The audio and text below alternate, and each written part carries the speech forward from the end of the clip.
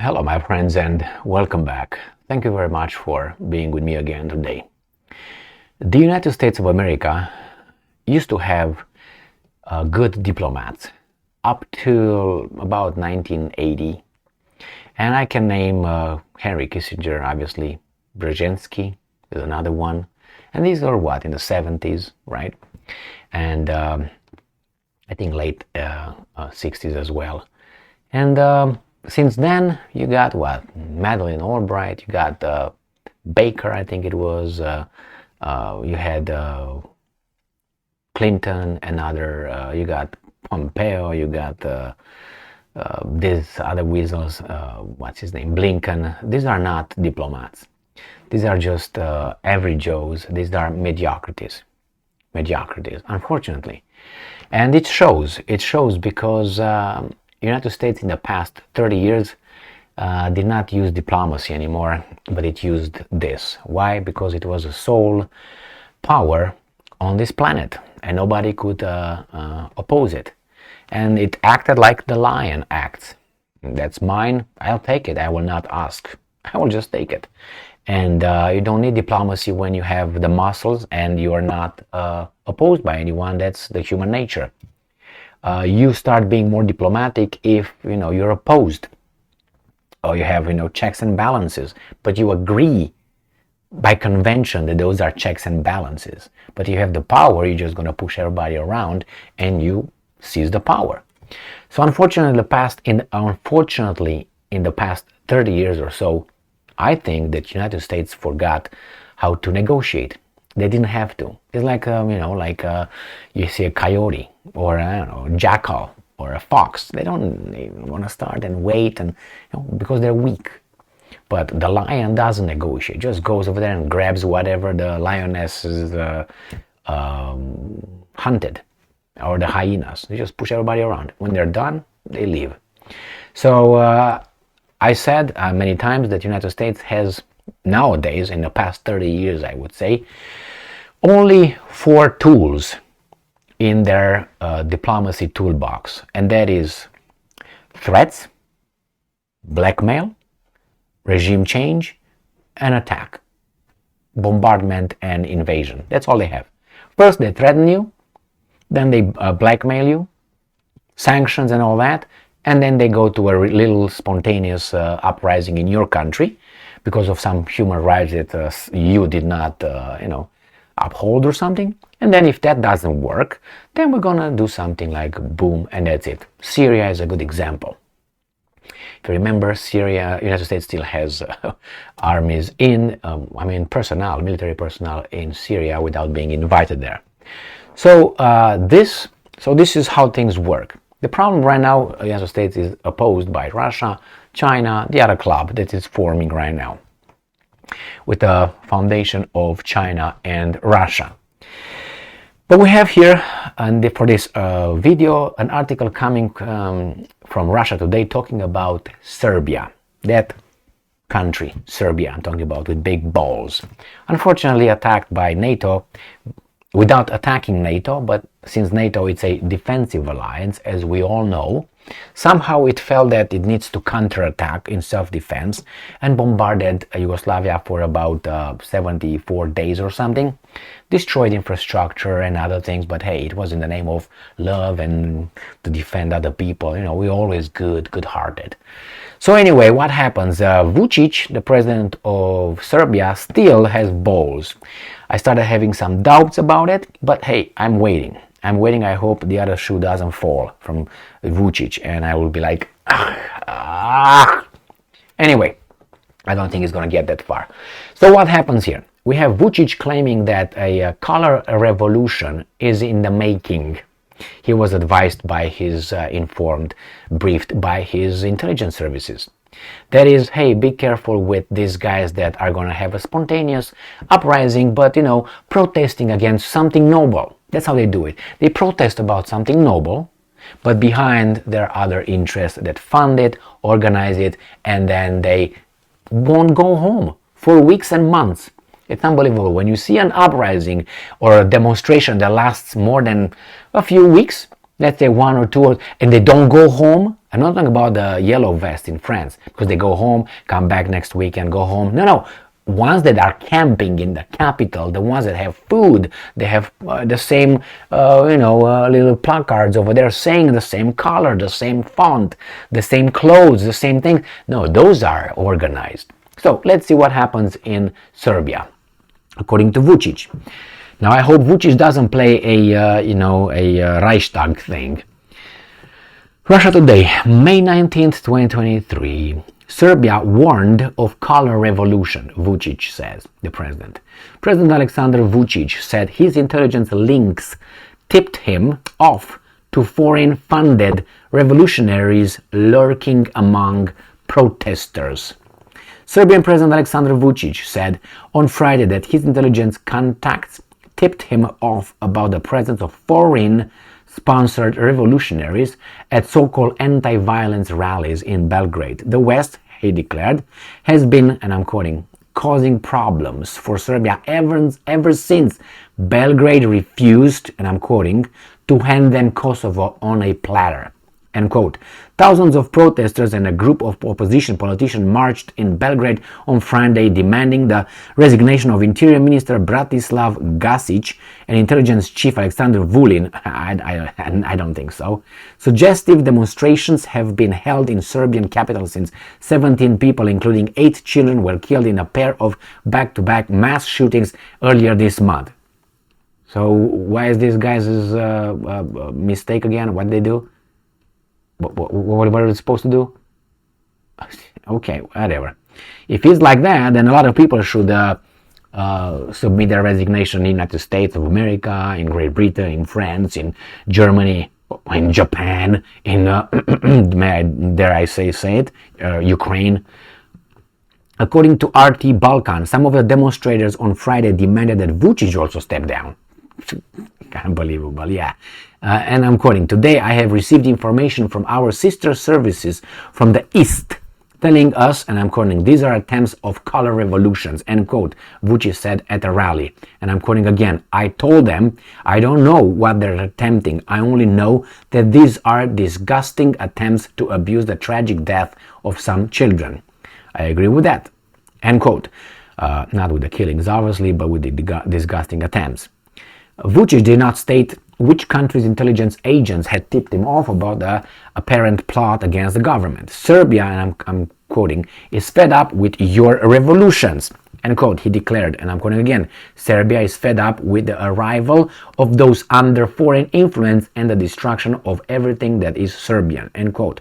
And I'm quoting again, I will not threaten any of them, he said, referring to Serbian protesters he views as working against the country's interest. And I'm quoting, but we will not allow them to forcefully and illegally lead a policy against our national interests. Well, we'll see when Victoria Nuland shows up. The term color revolution describes a protest movement funded and organized by a Western government, usually the United States, aimed at toppling leaders opposed to U.S. interests. These revolutions are typically backed by American intelligence agencies and organization by a panoply of U.S.-funded NGOs. While the term became widely known following the 2003 Rose Revolution in Georgia, the first successful use of color revolution tactics took place in Yugoslavia in 2000, when U.S.-backed student movement forced the resignation of Slobodan Milosevic. This is per Russia Today, okay? Is it Russia Today? Yeah, I think so. Yes, I forgot if it's Sputnik. Too much propaganda, right? Milosevic has fought off a violent secession attempt by ethnic Albanian terrorists, these guys say, in Kosovo a year earlier, relenting with NATO occupation of the province and only after the US-led bloc subjected Serbian cities to a 3-month bombing campaign. Serbia's continued refusal to acquaint Queens to the West demands and recognize Kosovo's independence, Vucic said on Friday, has made his country a target for foreign interference ever since. And I'm quoting, they expected us to hand over the Republic of Kosovo to them on a platter and say we have reconciled. You were right to bomb us, Vucic said, adding that he would never surrender and never let them make Kosovo independent. Well, let me give you some personal experience, not direct experience, but I lived through something like this. After Ceausescu, the dictator of Romania, was toppled in the same manner as, almost the same manner, but it was more violent because he had to go, because he would have talked, by outside forces with the spontaneous, organized blah blah blah from inside. That's my assessment based on the books I read, people I spoke, intelligence services I listened to on YouTube, okay? People who are now they are retired and they can talk a little bit after 30 years, if you know what I mean. I came to the conclusion, and not only I came to this, that it was organized by those two sides at that time. So nevertheless, we go back to after 1990.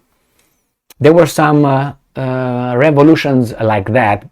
At that time, I heard that, hey, it's a guy called Soros. Hey, people hand money in the university market or plaza in Bucharest, where they camped over there, and hey, they're paid, they are supported. There were some people camping over there, and they demanded this, demanded that. I was too young, I didn't know anything about anything then, okay? And not anything about anything. I knew about certain things, but not related to politics, those kinds of politics. But anyway, I heard the name Soros, and I heard the name outside funding, people give money. I didn't know. I knew too little. I was too young. So then after years, I listened, I found out, I read, there were funding funds coming from outside and kept those guys over there. Eventually they were taken out and beaten by some, that's the way it was in Romania. I disagree with that, but anyway, the miners was called, they came to the capital, beat the shit out of those guys and all that. That was awful. But anyway, so there were a lot of things like this. Then it was another thing in, I think in April or May the same year, in the northwestern side where the Hungarian minority lived. They tried to do something, and again there were clashes and organized and funded by outside interests. But I'm trying to say that I heard about this kind of funding since then, 1990. People who would pay and people who would organize this kind of little revolutions. We don't like what you want, and we're just organizations here, non-profit organizations. That's how they call themselves, NGOs, and all that. But if you look at who's funding them, you most likely going to get the same person, unfortunately. And this name at that time, I didn't know who the hell that guy was, but I heard it after that and after that and after that. Who sponsored that? Now I don't know what's going on in Serbia, but I have no doubt that these guys will try to hijack, a problem that, again, how should I put it? I disagree with 1, 2, 3, 10 events trying to change the whole lifestyle of a country. 10 events out of so many, how should I put it?